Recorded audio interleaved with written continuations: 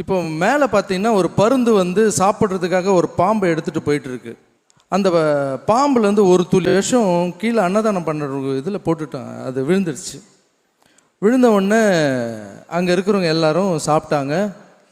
இப்போ அதில் ஒரு சிலர் இறந்து போயிட்டாங்க. இறந்த உடனே அந்த ஊர் ராஜா வந்து இனிமேல் நீங்கள் அன்னதானம் போடக்கூடாதுன்னு நிப்பாட்டியாச்சு. அன்னதானம் போடக்கூடாதுன்னு அவருக்கு அன்னதானம் போடுறது தான் அவருடைய லைஃபாகவே இருந்தது. அன்னதானம் வேண்டான்னொன்னே அவர் ரொம்ப மனம் உடைஞ்சு போயிட்டார்.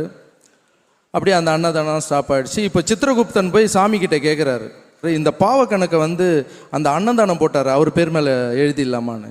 ஓ, 4 பேருக்கு சாப்பாடு போடுறாரு, அவர் மேலே எப்படியா நீ எழுதுவ? அது ரொம்ப தப்பு இல்லைன்னு சாமி சொல்கிறாரு. அப்போ அந்த பருந்து மேலே போடலாமா அப்படின்னு. பருந்து அது சாப்பிட்றதுக்காக இறைய எடுத்துகிட்டு போச்சு, அது மேலே எப்படி போட முடியும்? அப்போ பாம்பு மேலே போடலாமா? அதுவே உயிருக்கு பயந்து துடிச்சிட்டு இருக்கு, அது மேலே நீ எப்படி போடுவ? சரி, இந்த பாவ கணக்கு